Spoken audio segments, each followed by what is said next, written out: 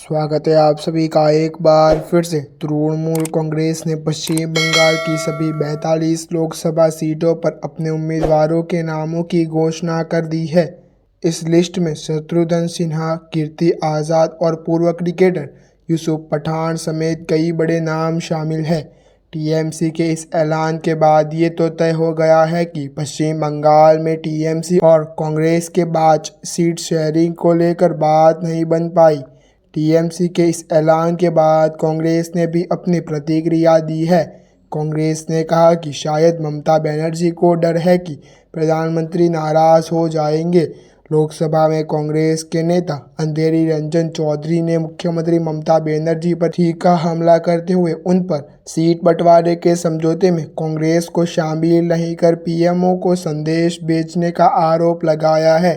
अंधेरी रंजन चौधरी ने कहा, ममता बनर्जी ने आज साबित कर दिया है कि भारत की किसी भी राजनीतिक पार्टी को उनके जैसे नेता पर भरोसा नहीं करना चाहिए। ममता बनर्जी को डर है कि अगर वह इंडिया गठबंधन में बनी रही तो पीएम मोदी नाराज हो जाएंगे।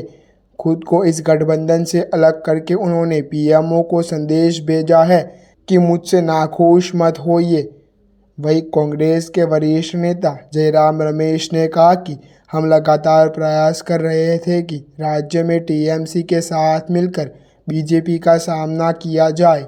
जयराम रमेश ने टीएमसी द्वारा उम्मीदवारों के ऐलान के बाद सोशल मीडिया प्लेटफॉर्म एक्स पर एक पोस्ट में लिखा कि भारतीय राष्ट्रीय कांग्रेस के बार पश्चिम बंगाल में टीएमसी के साथ सम्मानजनक सीट बंटवारे समझौता करने की अपनी इच्छा व्यक्त की थी।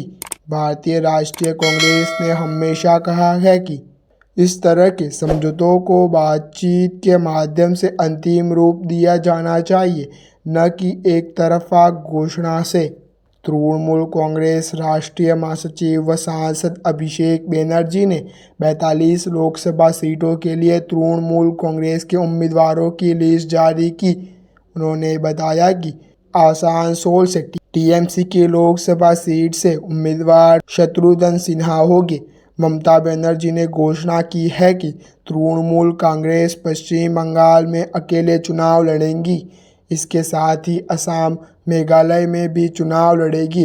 वहीं यूपी में भी एक सीट पर चुनाव लड़ने को लेकर अखिलेश यादव से बातचीत चल रही है।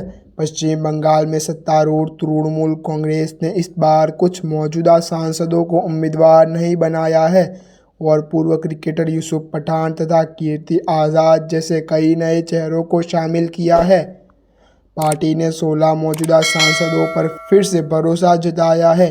इस सूची में 12 महिलाओं का नाम शामिल है जिन्हें टिकट दिया गया है।